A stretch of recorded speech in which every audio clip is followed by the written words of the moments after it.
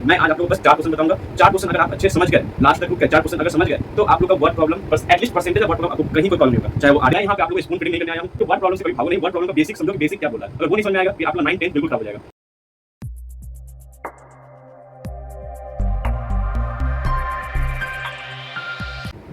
Hello बच्चों, मैं अंकुश, आप लोग का मैथ टीचर। तो आप लोग जैसे देख ही चुके हैं थंबनेल में, आज हम लोग क्या पढ़ने वाले हैं, परसेंटेज। वही परसेंटेज में वर्ड प्रॉब्लम हम लोग कैसे सॉल्व करते हैं। तो बेसिकली क्या होता है ना कि बच्चे इक्वेशन, जो सिंपल इक्वेशन होता है, जो हम लास्ट क्लास में भी करवाए हैं, 10% ऑफ 200, 20% ऑफ 300, ये सब बच्चे काफ़ी जल्दी सीख जाते हैं।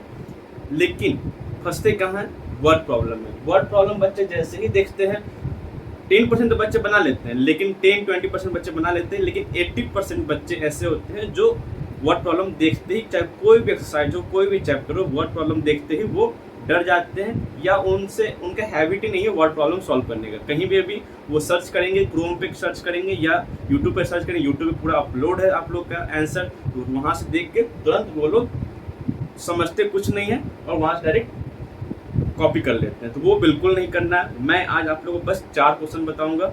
4 क्वेश्चन अगर आप अच्छे समझ गए, लास्ट तक रुक गए, 4 क्वेश्चन अगर समझ गए, तो आप लोग का वर्ड प्रॉब्लम बस एटलीस्ट परसेंटेज का वर्ड प्रॉब्लम आपको कहीं कोई प्रॉब्लम नहीं होगा। चाहे वो आर डी शर्मा का मैथ बना रहे हो, चाहे वो आर एस अग्रवाल का मैथ बना रहे हो, चाहे कोई भी बुक ले लीजिए, आपका परसेंटेज में कोई प्रॉब्लम नहीं होगा। तो सबसे पहले हम लोग देखेंगे क्वेश्चन, और क्वेश्चन को हम लोग समझेंगे क्वेश्चन कहना क्या चाह रहा है। ठीक है, तो पहला क्वेश्चन है यहाँ पे, ए coolie deposits ₹150 per month in his post office saving bank account. अब क्या कह रहा है यहाँ पे, एक कूली, क्वेश्चन समझो अच्छे से, एक कूली कितना डिपॉजिट मतलब बैंक में जमा करना। एक कूली हर मंथ ₹150 बैंक में जमा, अपने सेविंग अकाउंट में जमा करता है। If this is 15% of his monthly income, अगर ये 150 रुपीज उसका 15% है उसके टोटल इनकम में, टोटल इनकम से, तो टोटल इनकम क्या होगा। अब मान लो मेरा कोई सैलरी आया होगा, तो वो तो 100% ही होता है। उस 100% में से क्या ये 15% इसमें जा रहा है, तो 15% मेरे सैलरी का 15% 150 है, तो हमको निकालना क्या है, 100%।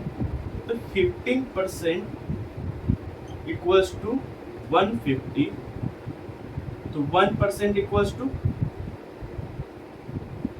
₹10 है या नहीं।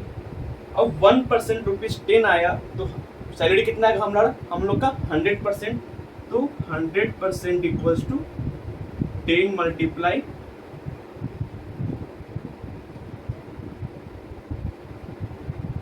100 मल्टीप्लाई 10, दैट इज ₹1। समझ में आया। पहले हम लोग क्या किए, 15% कितना आ रहा है 150, तो 1% हम लोग निकाल लेंगे। 1% क्या आया, ₹10, तो 100% क्या आएगा, 100 मल्टीप्लाई 10 इक्वल्स टू ₹1000।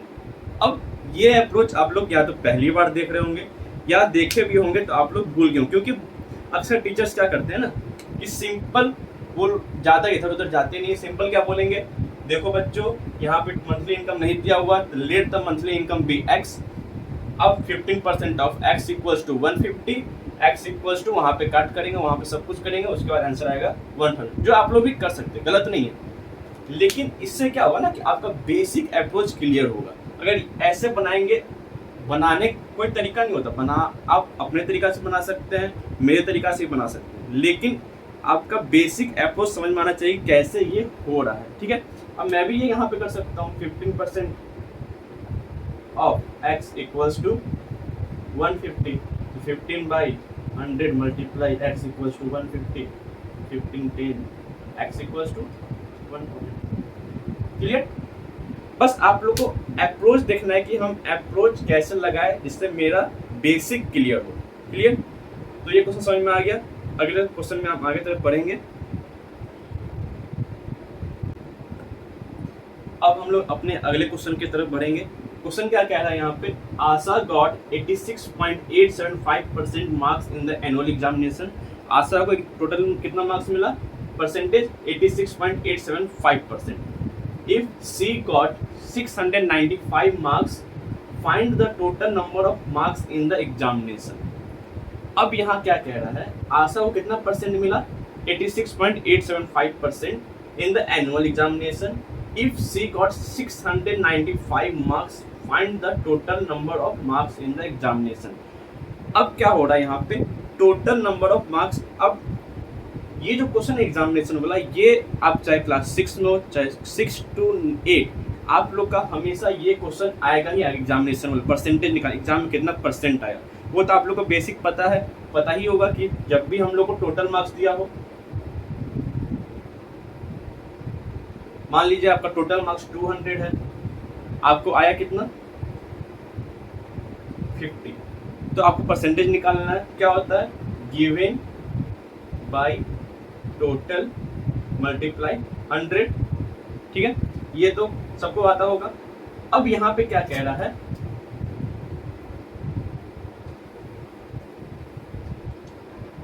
(86.875% उसको मिला, उसमें कितना नंबर हो रहा है उसको 695, मीन्स इतना का इतना नंबर हो रहा है, तो हम लोग को 100% में कितना नंबर मिलेगा, टोटल 100% में कितना नंबर है। तो सेम अप्रोच यहाँ पे अप्लाई करेंगे, जब 86.875% में 695 मार्क्स है, तो 1% में क्या होगा, 695 बाई 86.875। अब 100% में निकालना है हम लोग को, तो 100% इक्वल्स टू 695 बाई 86.875 मल्टीप्लाई 100, कटेगा 1 2 3 1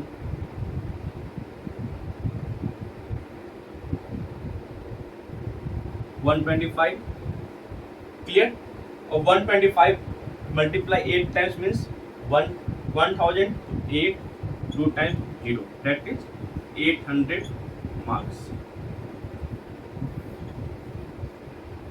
समझ में आया। यहाँ पे क्या कह रहा था, 86.875% का टोटल कितना वैल्यू हुआ 695, हम लोग निकालना कितना पड़ेगा 100%, तो पहले 1% निकाल लेंगे, उसके बाद 100% निकाल के इसको सॉल्व कर लेंगे। अब इसका जो आप लोग स्कूल में पढ़ते हैं क्या होगा, इसमें let the total marks be x, तो 86.875% of x equals to 695, x equals to 800 marks.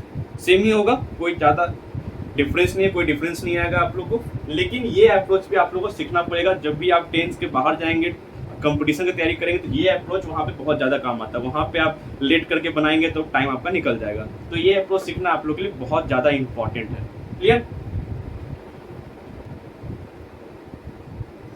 अब हम लोग देखेंगे नेक्स्ट क्वेश्चन, हमारा सेकेंड लास्ट क्वेश्चन क्या कह रहा है, an alloy of tin and copper consists of 15 parts of tin and 105 parts of copper। एक एलओआई है, एलओआई किससे मिलके बन रहा है, 15 parts of copper, sorry, tin plus 105 parts of copper, ठीक है। Find the percentage of copper in the LOI. अब चाहे यहाँ पे find the percentage of copper बोले या टिन बोले, हम लोग दोनों निकाल सकते हैं। कैसे, अब क्या कह रहा है यहाँ पे, एक एलओआई है, एलओआई किससे बना हुआ है, 15% ऑफ टिन और 105% ऑफ कॉपर, तो टोटल कितना हुआ 105 प्लस 15, तो 120 पार्ट से बना हुआ है। अब निकालना किसका हम लोग को, कॉपर का है। तो कॉपर का कितना पार्ट है इसमें 105 बाई 120 मल्टीप्लाई 100, 26, 25,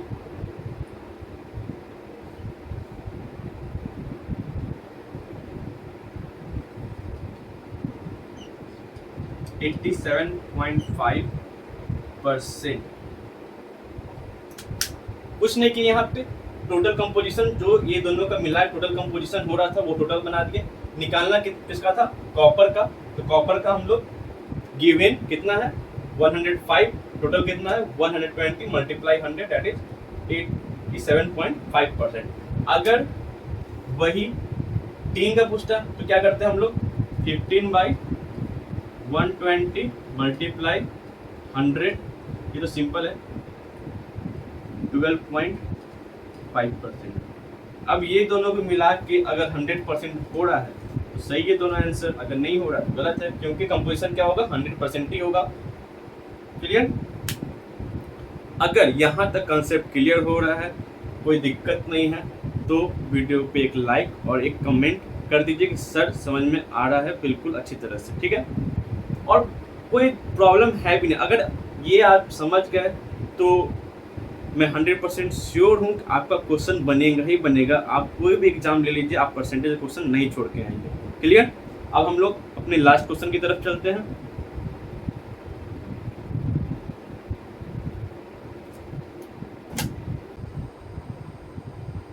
अब हम लोग चलेंगे अपने लास्ट क्वेश्चन की तरफ। आज का ये लास्ट क्वेश्चन है। ये क्वेश्चन देखने में जितना ही बड़ा लग रहा है, ये इसका सॉल्यूशन उतना ही छोटा है। क्या बोल रहा है यहाँ पे, Rohit deposits 12% of his income. Rohit deposits अपने बैंक में कितना डाला 12% of income. He deposited ₹1440 means 12% equals to ₹1414। बोलो यस और नो। Yes sir. समझ में आ रहा है कि नहीं? Rohit deposited 12% of his income in a bank.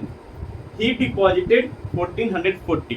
अब यहाँ पे क्लियर दिख रहा है, यहाँ पे 12% डिपॉजिट किया, कितना डिपॉजिट किया 1440 means 12% equals to ₹1440।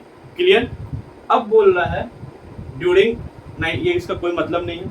What was his total income for the year 1997। ये ईयर देख के बस आप लोगों को गुमराह करने की कोशिश किया है और आप लोग बेवकूफ नहीं समझदार हो। क्लियर? अब 12% सेम क्वेश्चन है ये। 12% इक्वल्स टू ₹1440 तो 1% इक्वल्स टू 1440 बाई 12 मीन्स कितना आ जाएगा 12 का स्क्वायर 144 मीन्स 120। अब सैलरी कितना मिलेगा रोहित को 100%, तो 100% इक्वल्स टू 1% आया इतना 120, तो 100% मीन्स 120 मल्टीप्लाई 100 तो 1235, तो 12,000 इज रोहित्स मंथली इनकम। क्लियर? समझ में आ गया? देखो बच्चों, मैं अगर आप लोग कहीं भी सर्च कीजिएगा solution of RD. Sharma question, ये क्वेश्चन वो तुरंत आप लोग के तुरंत आ जाएगा 2 मिनट में, कि आप नेट पे भी सर्च कर सकते हो, वो आप लोग का हर जगह सॉल्यूशन अपलोडेड है। लेकिन मैं यहाँ पे आप लोगों को स्पून फीडिंग नहीं करने आया हूँ। जो आप लोग मांगिएगा, आप लोग को क्या है 10 क्वेश्चन है, 10 क्वेश्चन यहाँ लिखवा देंगे तो मेरा भी व्यूज बढ़ जाएगा, आपका भी अच्छा लगेगा। लेकिन स्पून फीडिंग से बच्चे बिगड़ते हैं, बच्चे को क्लियर कुछ नहीं होता है। तो बेसिक चीज़ क्लियर रखो। अगर बेसिक चीज क्लियर होगा तो हमेशा वर्ड प्रॉब्लम, अगर परसेंटेज का वर्ड प्रॉब्लम समझ में नहीं आ रहा तब तो लीनियर इक्वेशन का वर्ड प्रॉब्लम भूल ही जाओ, वो कभी नहीं बनने वाला। और आगे क्लास 9, 10 का मेंसुरेशन कभी नहीं बनेगा। इसलिए वर्ड प्रॉब्लम से कभी भागो नहीं। वर्ड प्रॉब्लम का बेसिक समझो कि बेसिक क्या बोल रहा है। अगर वो नहीं समझ में आएगा फिर आप लोग का 9, 10 बिल्कुल खराब हो जाएगा। इसलिए बेसिक समझो, अच्छे समझोगे, अच्छे से पढ़ोगे और अच्छे नंबर लाओगे। ठीक है? Very good, thank you.